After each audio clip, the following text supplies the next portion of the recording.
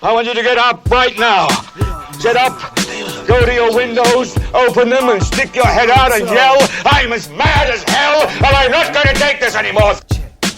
I'm in Toronto, where you wanna get the city love. I'm from Toronto, where you wanna get the city love. I'm in Toronto, like we wanna get the city love. My city love me back for my city love. I'm in Toronto. Welcome to episode 1293 of Toronto Mic'd.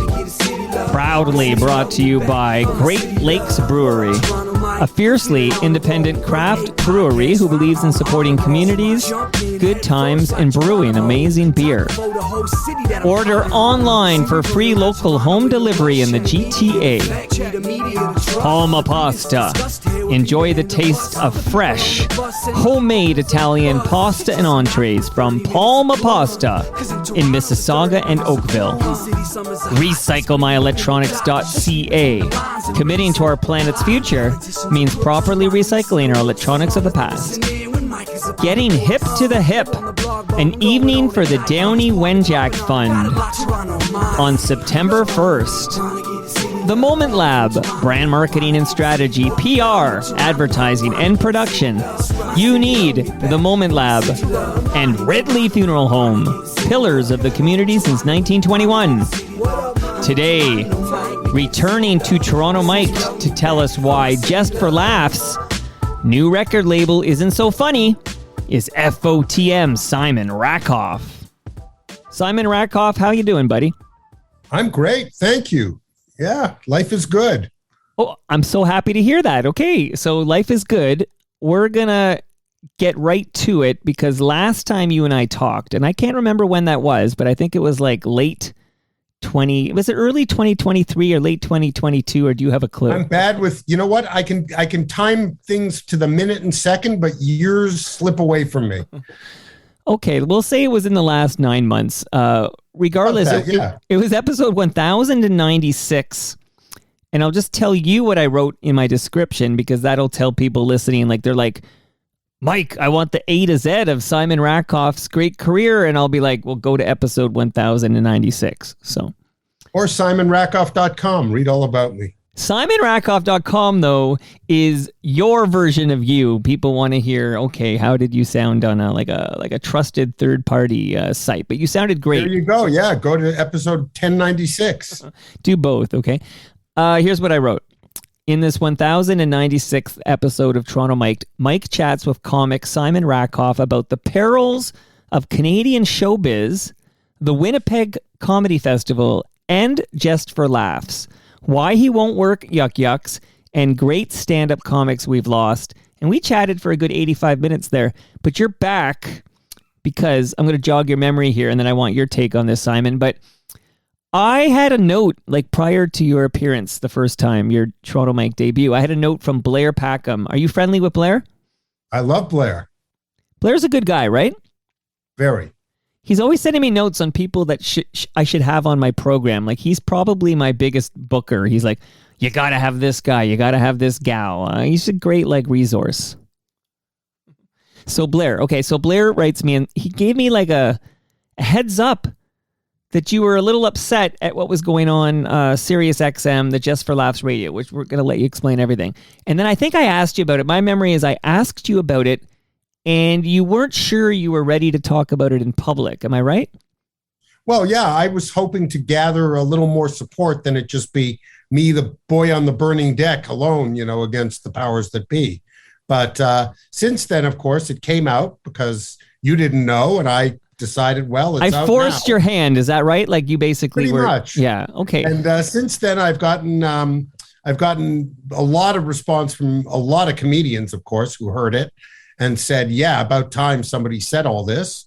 And Saturday in the Globe and Mail, there's going to be a full article about it. And that's by I call him future FOTM Brad Wheeler, right? That's right. Brad Wheeler, who, did an interesting coverage of it, but, also had to be journalistic and tried to be balanced about it, which I understand. Right. But he left some things out, obviously, because, Okay, so let's do this. Well, let people know, and shout out to Brad, who's hopefully listening. I know he did listen to your first appearance on Toronto Mike, so maybe that was part of his research for this article. But the headline, if you're looking for the Globe and Mail article by Future FOTM, Brad Wheeler, it's called "Some Canadian Comics Think Just for Laughs' New Record Label Isn't So Funny." So go find that. It's online. It's already online. It's coming out in print on Saturday, oddly enough, but it's already on the website. Well, that's what matters, right, Simon? Like, who the heck is, maybe to line your birdcage or something, but most people, I think, read it online now. You can borrow that joke. Okay, I found out, Simon, this is exciting. It was August 2022. Can you believe it? It was almost 12 months ago. Exactly. Well, I've been waiting a long time for this to happen. And, seriously riding Brad to get on the case. And he's been very responsive, I'm happy to say. But what's interesting is this is the sort of straw that broke the camel's back. Just for Laughs has been a thorn in the side of many Canadian comedians. In fact, I would suggest most of the community for a long time. It's just that they wield so much power. It's very difficult to get people to say anything about it. Okay, don't hold back. So you're right about, the Globe and Mail of course they have to be balanced, and Brad's got to present all sides and stuff, and maybe not everything makes the cut here. But this conversation is really for Simon Rakoff's perspective. I do have a piece of audio later I'll play because since you put that bug in my ear in August 2022, when I get stand-up comics on, I ask them about it. Like, I've been trying to get people talking about what's going on with Just for Laughs and SiriusXM. And recently, Alison Dorr came over and she had comments. So later in this conversation, I'll play a minute or so of Alison Dorr. But otherwise, I'm really curious to hear your take on all this. So take a deep breath. Give us that context. So what do you mean, Just for Laughs has been a thorn in the side of you comics? Because from my perspective, I thought Just for Laughs was a great advocate of Canadian comedy. Give me the real deal here.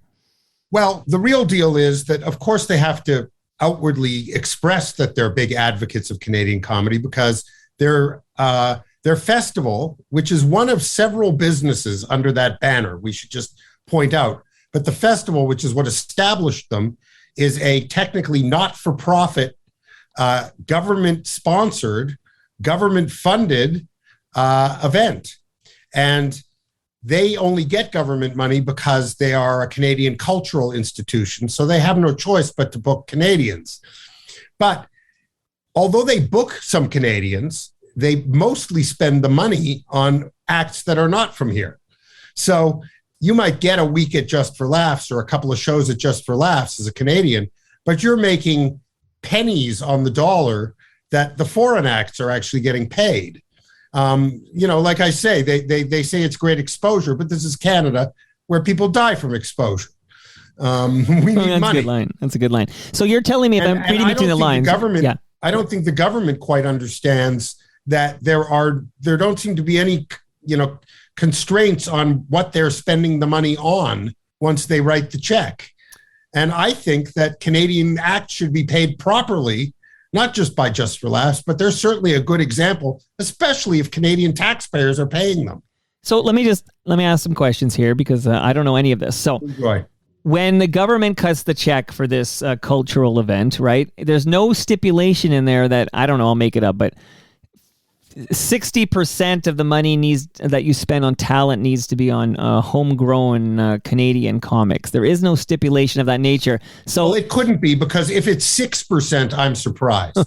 So if I'm reading between the lines, they might import a big name from America, let's pretend, and let's say they bring in, let's say Kevin Hart. I'm just picking a name of a big American comic. Okay. Kevin Hart. And again, I'm making up numbers, but Kevin Hart will receive a Kevin Hart-sized, he's actually not a big guy, so it's kind of funny to say that, but a Kevin Hart-sized, you can use that too, a Kevin Hart-sized salary, and then the Canadian comics that are sprinkled in there, because is it true that they must have some Canadian representation? They just pay them peanuts. Am I hearing you right? Okay. Yeah. I mean, I did the festival. I did 10 shows, including the televised gala, which ran for 10 years on television, like endless repeats. And I I got, I think, $2,000 for my 10 shows plus television appearance and 10 years of rights to that. Wait, 2,000 like total? Yes. Really? I mean, ridiculous, right? Now, I had never done Just for Laughs, and I was excited to finally get it after many, many years. And everybody wants the festival because it's a big feather in your cap. But once you actually do it, you realize where we're at in terms of the respect and, more importantly, the payment. It's not something that you need to do more than once, certainly. I mean, you want the credit, but and it's certainly not. It's a thorn in my side, and most Canadian comics feel the same way. The other thing is that they ignore so many acts. So many of the top acts in Canada have never done the festival. I mean, I think about Evan Carter, who's been doing comedy in Canada for 46 years, is fantastic, a national treasure. They've never booked him. They just don't care. Okay, what do they care about then? So what motivates Rubbing them? shoulders with celebrities. That's what they care about. I mean, bear in mind, it's a not-for-profit, which just means there's no money left over at the end. It doesn't mean they're not all making a lot of good money. I mean, the people who work for Just for Laughs make way more money than pretty much any comic in Canada. Okay, but this is still a net positive, right? Like, I mean, I understand these concerns with. Now we're just talking about the festivals. We haven't even got to Sirius XM yet, but these festivals still do showcase Canadian talent, even though it's maybe not a fair deal for us Canucks. Yeah, well, it's in Canada and they're getting government money, so they have no choice. One of their representatives literally said the quiet part out loud at a showcase recently. He said, we're only looking at people because we have to for the government grant. I mean, he was open about essentially their contempt. That is saying the quiet part out loud. Now, on top of the festival, they also run a commercial comedy company, which is still called Just for Laughs, where they run tours largely of foreign acts through Canada at big theaters with huge promotion, using their name, which we pay for, as the promotional angle for these tours, which then cut our grass as they come through town. Nobody's going out to see Jimmy Carr and the local comedy club in the same week. Interesting. So they're sort of leveraging, so they're utilizing this government money to build their brand, right? And then they're leaning on that brand for a commercial enterprise, which, as you said, is I cut the grass today. Okay. Cutting the grass of independent comics out there. And I'm hoping at some point in this conversation, there's so many things I want to cover here, but Simon, at some point you have to paint a picture for us as to how dire these straits are for independent comics in this country. Well, it's pretty brutal. I mean, we live in a massive country with very few people. So in order to make a living performing live, you have to be extremely available. And you also I can't afford to do a Western tour, for instance, because the cost of travel out West would be more than what I would get paid to play the clubs there as a Canadian performer. We don't negotiate as a group. Comedians are sadly not like these striking actors and writers in Los Angeles who, gang together to say it's time we were paid properly. If I say, well, I'd like a little more, there's 1,000 people who will say, oh, I'll do it for way less or nothing. Now, in my opinion, you get what you paid for, and my 45 years of killing it on stage should count for something. But in the end, we're not celebrities in Canada.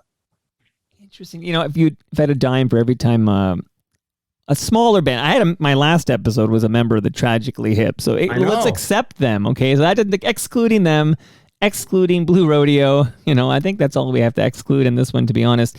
But for Canadian bands, it's always fascinating to me when I hear how it costs them money to tour their album across this country. Like, it's not a money-making venture. It's a loss leader of some sorts. Well, yeah. And the point is, we do it. Those of us who are artists do it because we love doing it. And I would do it for free excepting I won't do it for free if somebody's making a fortune off me doing it for free. That's how I feel about it. It's fine. I understand they take full advantage of the fact that we love what we do. But the fact that we love what we do shouldn't be a barrier to making a living at it. Right. Okay. So much to explore. Now, you mentioned these Just for Laughs. Now, yeah, go ahead. The way we made money, sorry, I keep cutting you off, but it's sort of a story as it rolls along. The way we were actually able to make a living for quite a while was through a channel on Sirius XM called Canada Laughs. Many of us put out independent albums. It's quite inexpensive to produce a record album. A spoken word comedy album is not a very expensive venture. And the play on the radio, the satellite radio, generated royalties, which are collected by a company called Sound Exchange in the States. And every quarter, they would send you a check in American dollars. And that check in American dollars was the bulk of many, many, if not most comedians' income for many years. Now, there was an announcement that Just for Laughs was going to take over the radio station and call it Just for Laughs Radio. When that happened, I believe 2019, there was an enormous outcry from the comedy community because it was our main source of income. And our feeling was Just for Laughs is already making all the money in comedy in Canada. Right. Why would they take the one thing that we have?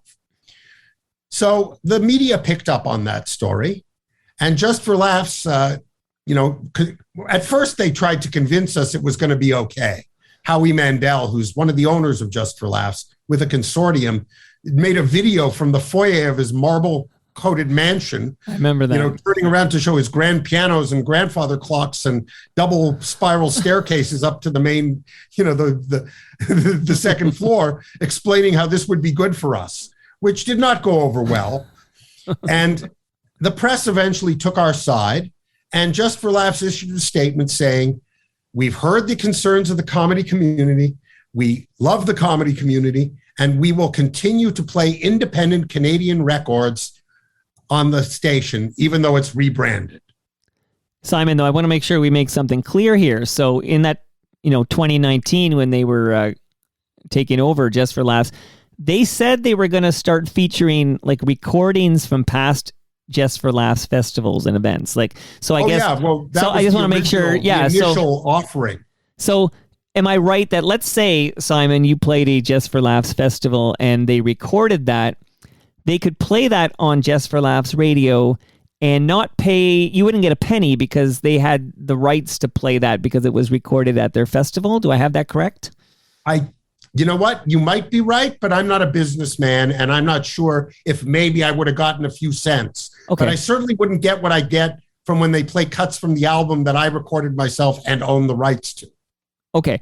And again, everybody should know a lot of my info is coming from Brad Wheeler's article in the Globe and Mail, which you can see online right now. Okay.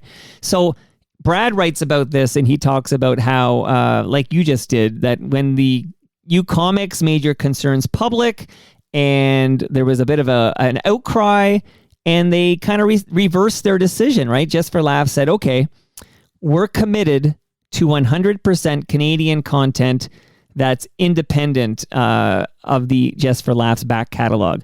So my question for you, Simon, is did they keep their promise of their commitment they made in 2019? Well, this is how they got around their commitment in 2019. Is they established JFL Originals, another business with their name on it. And what that is a record label. And what they do is they go around the country recording various comedians. So they're not making albums for individuals. They're making a JFL recording of, say, 8, 10, whatever comedians, little bits. Mm-hmm. And then they own the rights to that. The comedian gets a performer's percentage, but not obviously the rights holder percentage, which is, by the way, more than the performer. I make more as the owner of my album than I do as the guy who wrote and performed my album. That's just how it works. Interesting. So it's a way around the rule, the specific words they spoke, but it certainly breaks the spirit of the agreement, which was our fear all along when they took over the radio station. Because as soon as they started launching their record label, Myself and everybody I talk to pretty much has lost an enormous chunk of what they used to make. I would say 90+% of what we used to get paid every quarter from the plays is gone down. Now, SiriusXM claims that their relationship with Just for Laughs is purely promotional, but they program independently. And I find that, I don't know how to say it without saying they're lying, but it's risible to think that there's no influence, that they happen to be playing a lot of Just for Laughs records now. Okay, let me just jump in there I'm here to dumb it down for the non-comics out there. Okay, so previously, is a station called Just for Laughs Radio, or is it still called Canada Laughs? Okay. No, it's called Just for Laughs Radio. Okay, so previously called Canada Laughs, now it's Just for Laughs Radio. So they were supposed to play albums from comics across this country. So or cuts from like a song. Yeah, right. And then sort of this, you would get a royalty payment of some sorts every time your album was played on this station. Like this is how exactly. Okay. Now they've started a comedy label they call JFL Originals, and JFL Originals is recording Canadian comics across the country.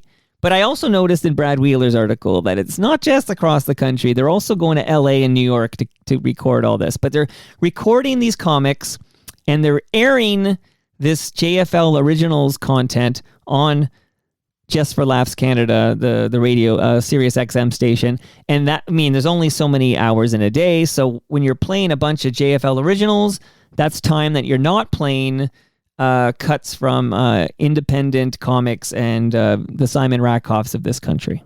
Precisely. And again, they can argue that, well, we've played your record for many years and it's time for new stuff or whatever they want. But the fact is, it was not a slow decline in plays. It was a instantaneous drop-off as soon as they had material from the JFL Originals label. And the fact is that they also say, well, they don't just play on our station, they play on American comedy stations as well. In my opinion, that's fair game. That's fine. That would be supporting Canadian comedians if they played on other channels, but they shouldn't be playing on this channel, which used to belong exclusively to the Canadian comedy community, of which, frankly, they are not actually a part. They are an exploiter of the Canadian comedy community, but they don't actually do very much at all for us. All right, this is a good time for me to play. Let me see how long this is. Okay, Alice. Okay, so this is about 90 seconds. So we're going to listen to this entire clip in its entirety. Alison Dorr on Toronto Mike went a lot longer than 90 seconds, but I'm just going to carve out this 90 seconds because she begins by reaffirming something you said in different words, but that JFL is shady, Alison Dorr says. So let's listen to Allison, and then we'll get your comments, Simon. Here we go. JFL's shady, okay, in this situation for sure, and I'm not giving them a pass. And so they are trying to record as much new content as possible because initially when they took over the channel, they were just playing like stuff from 1984, and this channel, and it was all Howie Mandel. Oh Jesus! Don't get me started on that guy. So it was, and then they stopped playing all these independent comics, and quite frankly, the Canadian comedy industry is in dire straits. Right. This was one of the only income sources because comics can't live off of just telling jokes in clubs anymore in this country. The infrastructure is a nightmare. And so, yes, that they started taking everybody off, and there was a hue and cry, and it was amazing. And all the comics came together for the one and only time in the history of comedy. And so they realized we can't do that without a backlash. We can't play all this really old stuff. So now they're recording compilation albums and getting people, and those are getting played. And that is probably affecting plays on some level. For sure. But the biggest thing is just that everyone is recording now. And because for a long time, this was an income stream that existed that was safeguarded. The comics who knew about it didn't tell other people because they didn't want to lose money. Right. And so a lot of comics now are complaining that their plays are going down, and they're finding a lot of reasons for it. And look, the reason is there's more content now than there has ever been. If you want to keep getting plays, you have to keep writing new jokes, putting out content. It's just the way it is. And so some people are complaining because an album they put out 15 years ago isn't getting played as much as it used to. Well, God, yeah, man, there's an album that came out yesterday that's getting played. Simon, what do you say to these words from Alison Dorr? Oh, I totally agree with her, accepting that this is the case with people who have put out albums way more recently than mine. And it's not really about me. Look, if I was worried about myself, I would keep my mouth shut and stay in the good graces of the people who own the radio station that plays my record. Right? I mean, this is not just me. This is a lot of people. And the fact again is, yes, it's good that there's more Canadians recording, but Just for Laughs shouldn't be playing on their station after they made the promise that they would not, which the comics spoke out about. Now, Alison, you got to remember, also runs her own record label. Yes. Howl and Roar Records. So Alison is doing fine because she owns the rights to many, many different comedians' records. And I think it's great that she's done that. But on the other hand, she's in a much better position than those of us who are independent, and don't actually own a piece of anybody but ourselves.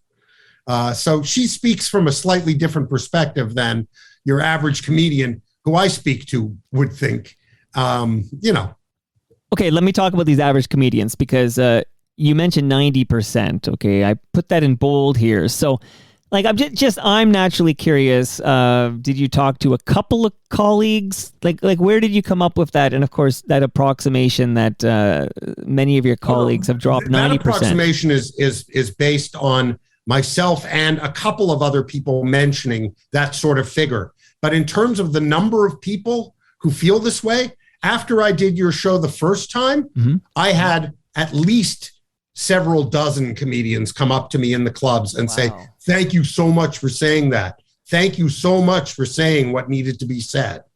So this is not just me. And again, I understand that people are afraid to speak out. I have a 45-year career behind me. I'm, getting older and am less concerned about A, what people think, and B, what gatekeepers think of me, because I work for the audience and so far they think I'm great. But I also understand why you wouldn't want to piss off, Just for Laughs or a club that doesn't pay very well or plays games with people. I feel like I want to devote what's left of my career, aside from, of course, doing my shows and getting my laughs, to making things a little more tenable for comedians in this country. This shouldn't just be a hobby. This should be a viable profession for people who are good enough to be able to do it. Why are comedians not given the respect of, let's say, musicians? Okay, so there's government grants in this country for musicians because many musicians has come over here and talked about the grants that they've taken advantage of, but there are no such lifelines for Canadian comics, right? No, there are not. We are not considered an art form by the government in this country, even though internationally we might be the most successful art form that gets imported from this country. I mean, I think about the Canadian influence on American and British comedy is huge. And most of those people learned, with me at the same time in the same places. Right. But they sort of expect you to do well and then get the hell out of here.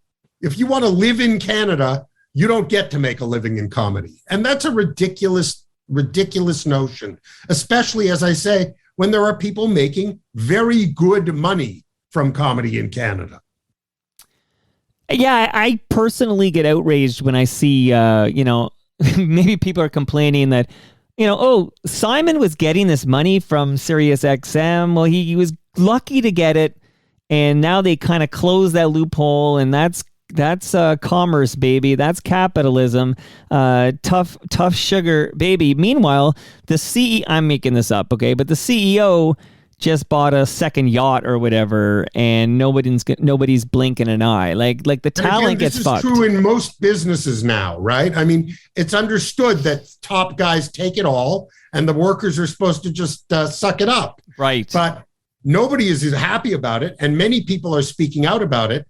And there is a difference between what we do and what, frankly, a replaceable worker in most industries does. You know, they may say, oh, there's a lot of people who want those gigs, but I know how those people do at those gigs. I mean, I'm at those gigs. I know my value to the places I perform. It makes a difference if you're hiring me and somebody who's been doing it 3 years. Right. But why can't you make a living in this country doing club comedy? Like you used to be able to, or maybe you tell me, you've been around for decades. I mean, there was a brief period where it was pretty good, but that was when comedy was very hot and there were very few comedians a long time ago in the 1980s. But the problem really is the same as almost every industry in this country. As I said, it's a huge spread of land, and the costs of just getting around it to get to people is huge. That's why having an album makes a difference, because people can hear it from everywhere without you moving. It's interesting that we talked the first time. We talked quite a bit about you and Yuck Yucks. That was one of our topics we spoke about. And even trying to perform, comedy venues in this country. Like, I can't imagine going, sea to sea without the chain of Yuck Yucks clubs. Like, there's just not enough clubs, right?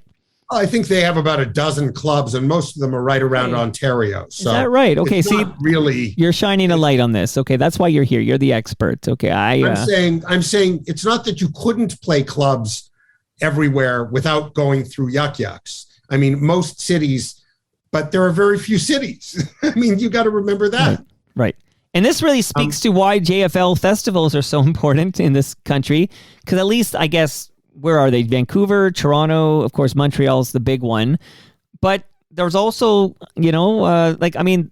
where would you be without JFL festivals? Like, it seems like a lot of power for one outfit. It's a huge amount of power. And again, that would be fine if they paid properly. Right. But they spend a lot of money on foreign acts who don't need the money. It's not like Kevin Hart needs this gig. They want to hang out with Kevin Hart and say, look, we got Kevin Hart. And, it's part of the whole problem. There are endless problems, right? Part of the problem is we can't cross the border. American comics can come up here with a letter saying you're booked at the so-and-so club, and the border goes, okay, go ahead. We have to go through like an immigration process to work in the States, and you can't live here at that point. You'd have to move there. Well, that's not fair. Oh, you think? Yeah, it's ridiculous. But this is the imbalance of power of the governments, right? That we can't just get a visa that says, yeah, I'm booked at the Chuckle Hut in Boston or whatever, and go across. Because frankly, if that happened, if we had equal access to their border the way they do to ours, nobody would work the clubs here because they couldn't afford us anymore. Wow. Well, you know what? There's so many places we could improve things. Like we could introduce grants for comics, because of course that's an art form. I mean, I don't know. I'll make a call to my MP right after this conversation. But maybe we talk about fair trade in our agreements, but it should be fair going each way for comics across these borders. Well, that's what my point is. That's why it's so difficult to make a living. Yeah. I'm trying to understand. Factors. So I'm trying to give people an idea of how difficult it is for comics, and how, like, I referred to it as a lifeline earlier, but how vital the royalty payments were that a comic like you and others like you sounds like you're kind of falling on the sword here for the next gen, because you are burning some bridges here, and I think that takes a lot of courage. Yeah, but I've done this before. I mean, it's generally me who speaks up. I'm not even a hero type. I'm a very risk-averse person in day-to-day life. Oh, I know. I saw your face when I brought this up your first time on Toronto Mike. I said, oh, he doesn't want to talk about this. But the point is that at some point, they shot the hostage is how I look at it. When they took over the radio and then took away all our money, it was like, well, what do I have to lose? What am I going to not have by speaking out? They're already taking everything. Do you know the name Mark Redmond? No. Okay, so Mark Redmond is the Sirius XM president and CEO. And when Brad was writing his balanced article... Right, I saw his name in the article. So I'll read... Now Mark's not on the program. I would surprise you with Mark, but anyway. I'm going to read his quote and then a point that they made because, of course, Brad reached out for comment from both sides, right? So, as he should. This is what Mark Redmond from SiriusXM says. He says, our job on all our channels is to make sure that we bring the best, newest, and most relevant content that we can to ensure we gain subscribers and retain our existing subscribers. No artist, whether it's a comedian or a musician, should be dependent upon us or any other platform for their sole income. So that's the end of the quote, but Mark's basically passing the buck onto you. Like, you're the idiot who is depending on the money from our station. We're here to get subscribers and keep our subscribers, not to keep Simon Rakoff sheltered and fed. I totally agree with that assessment. But when he talks about the newest and latest, really, so you don't play the Beatles or the Stones because, those are old records. You don't play that. You only play the newest. No, you don't. Right. You play lots of stuff that's been around forever because it's good and people want to hear it. Okay? Second of all, we don't rely solely on them for our income, but it was a significant chunk of our income that they suddenly stripped away from us. And I have still managed to survive and stay a comedian and make a living in this business without that income, but it hurts. And I'm resentful of the fact that they've now given so much money to Howie Mandel and his consortium of Just for Laughs people who already take the most money out of Canada when it comes to comedy. And my feeling is, in fact, that the only reason they took over the radio and started the record thing was because they saw that there was money in it for us and said, ooh, a quarter, I heard it drop on the floor over there. Let's go grab that one too. When they already had more than enough without stealing ours. This country is so hard on artists. Just quick aside is that earlier today I was chatting with an actress who is in every episode of Corner Gas, okay? So Canadian big, that's as big as Canadian sitcoms get, right? Sure. Yeah, that's as big as it gets in this country. So I don't know how many years of service. She plays a cop in Dog River, Saskatchewan. Yeah. Okay. Kanutilly Hall, yes. Right. And she went on the record today to say that she received zero residuals. Like, so despite the fact that CTV and their many stations air Corner Gas 18 times a day, not a red cent finds its way to this actress, Tara Spencer Nairn, I think is her name actually. But oh yes, that's right. Yeah, I'm here to. That's okay. I got it all backwards. Yeah. You got it right. I'll just move the order around. Thank you. Close enough. Yeah. The point is, and it's embarrassing that I got a Canadian actor's name wrong because that's part of the problem, of course, is that nobody knows anybody.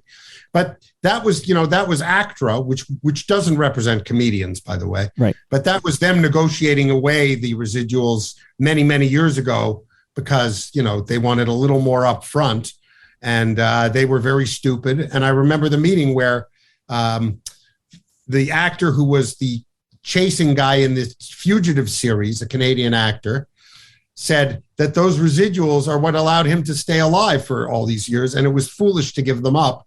But the council went ahead and did that anyway. Producers want every cent they can get their hands on. This is what I understand. They're business people. We're artists. They're business people. They want all the money and we get to make the art. But frankly, at a certain point, if I'm doing it for free, why would I do it for them? It really pisses me off. And I've always been a fan of the talent, like an advocate for the talent, not management. It's funny, I have some regulars who seem to take the side of management, and I'm like, what's wrong with you? Where's your soul? But, it's angry to me to find out firstly, to find out what's happening to our comics like you, but what's happening to an actress in every episode of this sitcom that was beloved in this country and as big as it gets in this country and is airing approximately 18 times a day on various CTV stations. And they're selling ads on that and they're getting subscribers on that. And not a penny goes to that's criminal.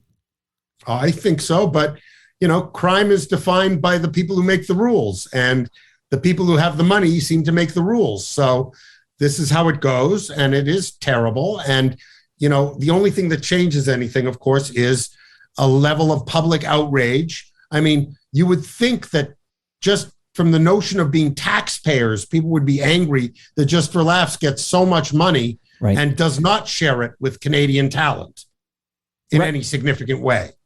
Right. I mean, Leslie Jones and Marlon Wayans, and I was reading, they throw in a Canadian, so they'll have Russell Peters there as if he needs the money, right? But Russell Peters is there.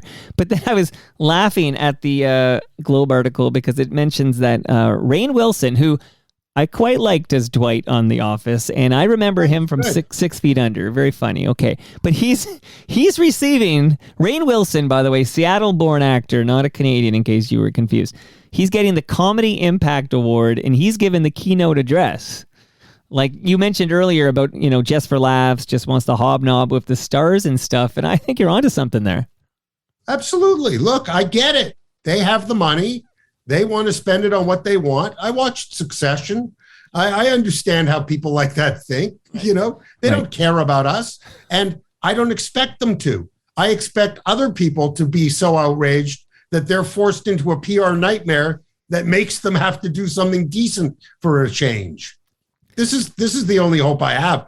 I don't in any way expect those people who run Just for Laughs to hear this interview and go, my God, have we really been doing this? They know what they're doing. Right. Well, I think they're hoping that people don't catch on, and there is a lot of stuff happening. People, it's possible people don't care, but there are people who will care if they're aware. Okay, and I can tell you there are things. I learned something yesterday. I was somebody said, "Hey, you could win these podcast awards. Your show could win these podcast awards," and I'm this naive idiot who's like, "Oh, I'll submit myself for these awards." And he's like, "Yeah, it's $50 an award per category or whatever."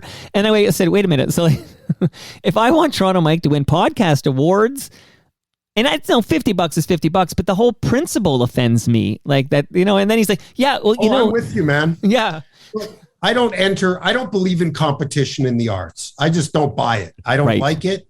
I don't go on so-and-so's got talent. I don't enter these competitions for comedy. Right. I don't put myself up every year for the Canadian Comedy Award, which is, by the way, how those work too. So you pay to be considered. Themselves. Yeah, you can nominate yourself, but you have to pay money, right? Typically. I'm just learning this from you. So my point is, and then I'll get back to the actual specifics of that, but my point is, I feel I'm a fairly aware and educated guy. I read I'm paying attention here. Okay.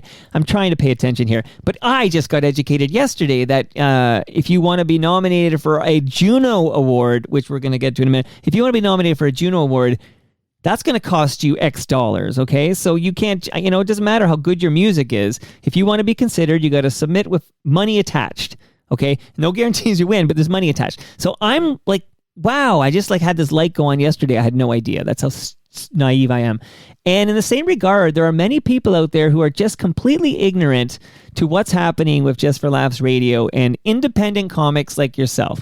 And I feel I have no power in this universe, but I do have a megaphone. So if I can have a Simon Rakoff on my show for, 45 minutes to an hour just to talk about this one issue. Well, there's the megaphone.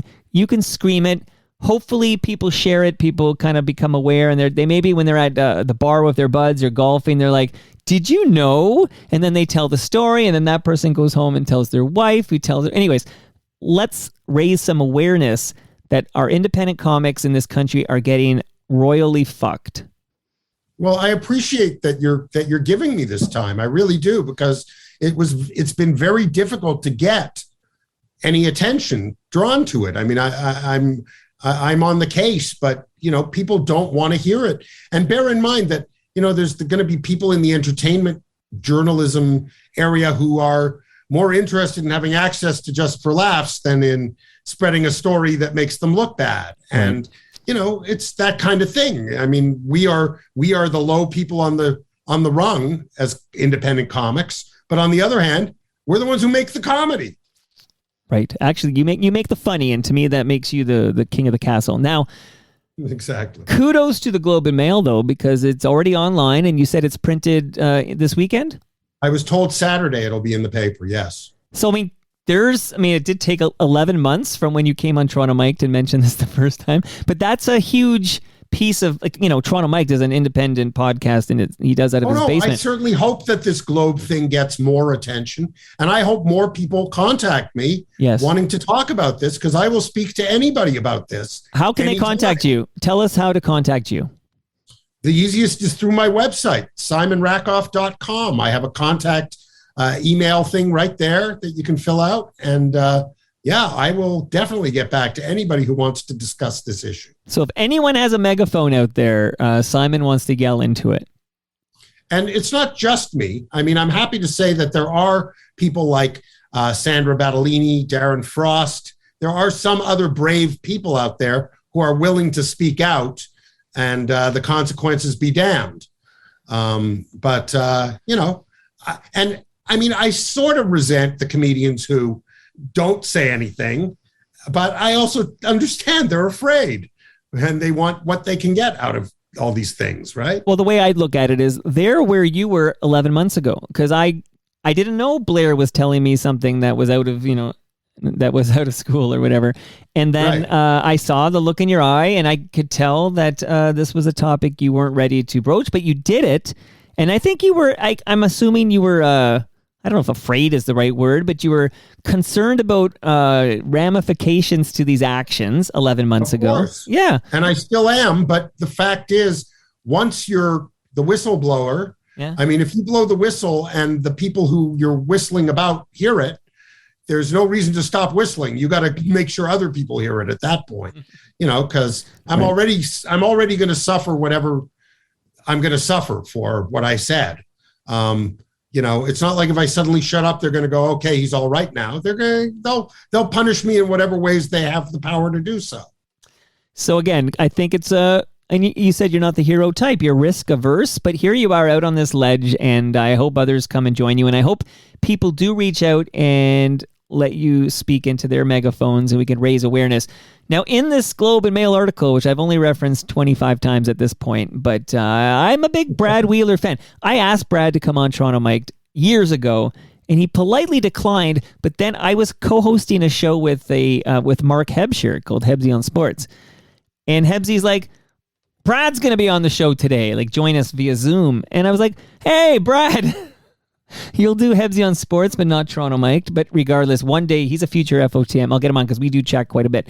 But in that article, he doesn't quote, but he says that the station Sirius XM points out that all 5 albums nominated for the Juno Award for Top Comedy Album of 2023 are played in heavy rotation on the channel and were produced by other labels. A couple, I think, by Alison Dorr, because one is her brother. That's me talking. But back to the quote here. By other labels or independently. So what is your... So I guess that doesn't... Well, that's terrific. That's nice. And it's not like one of those JFL compilation albums of up-and-comers is likely to be nominated for a Juno Award. Right. It's not of the quality that would get that.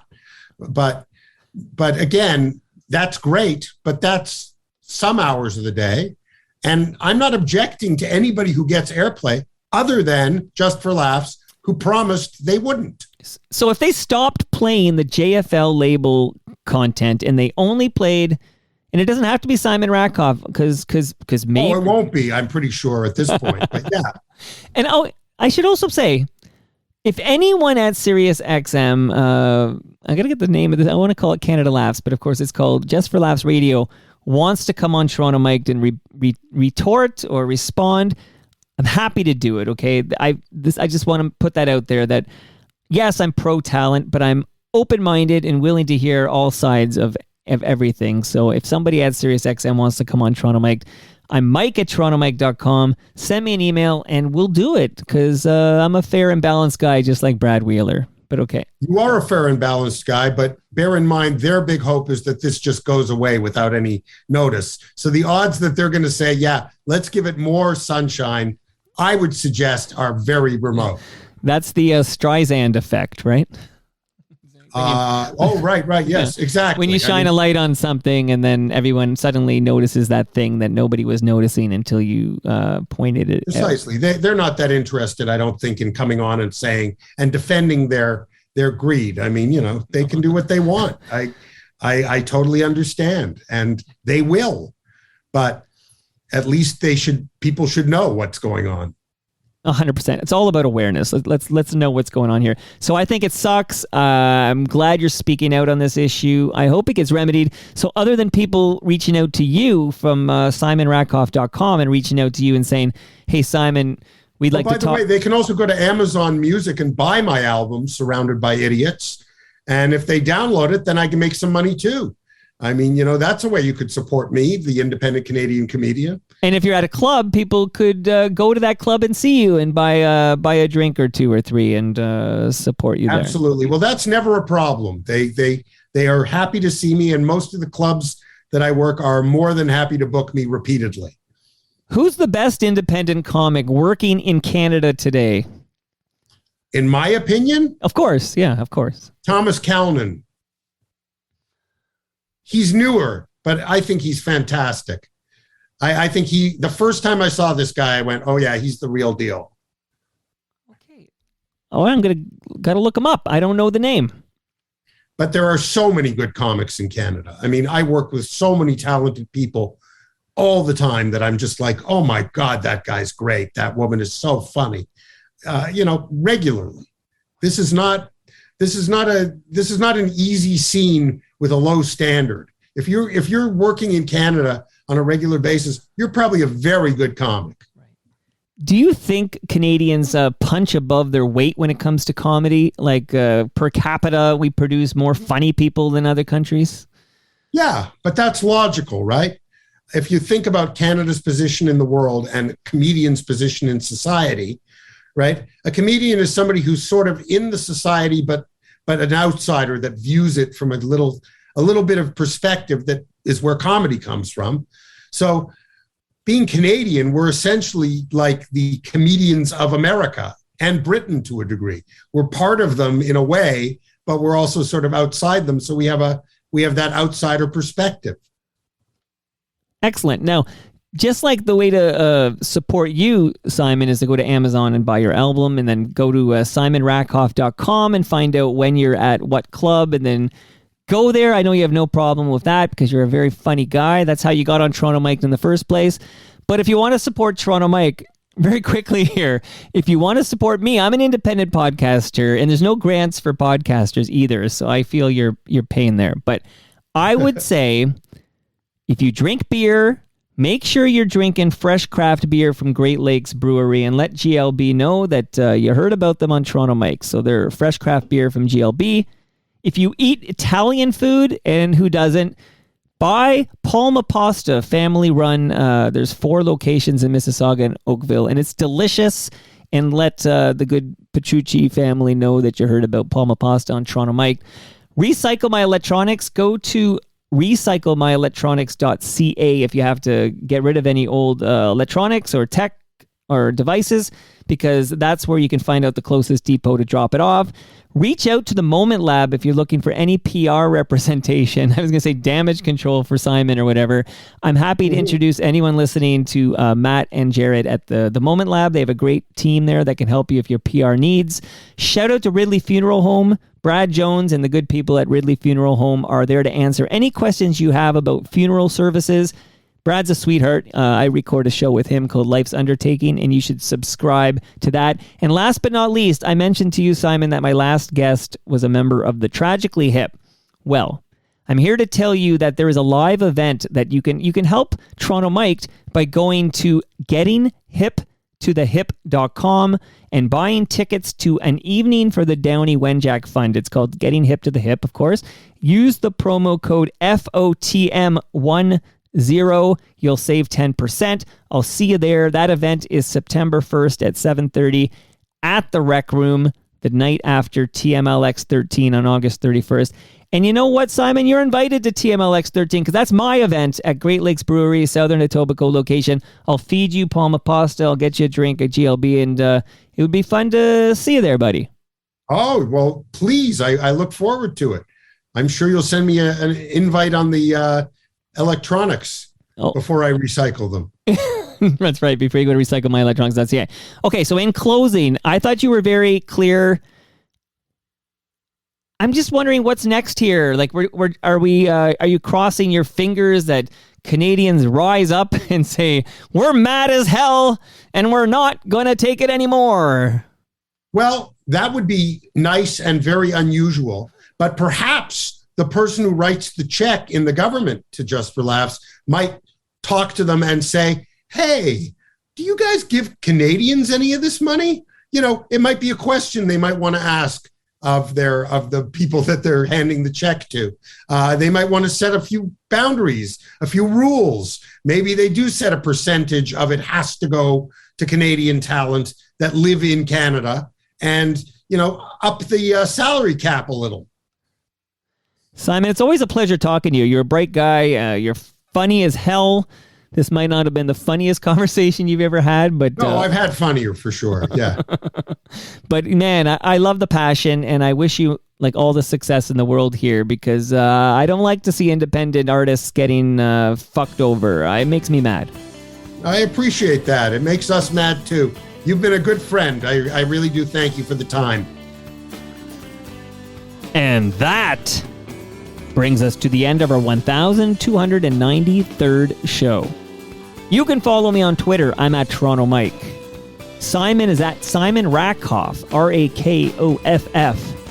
Our friends at Great Lakes Brewery are at Great Lakes Beer. Palma Pasta is at Palma Pasta. Getting Hip to the Hip is at Getting Hip Pod. Recycle My Electronics are at EPRA_Canada. The Moment Lab are at The Moment Lab. And Ridley Funeral Home are at Ridley FH. See you all tomorrow when my special guest is Robert Priest.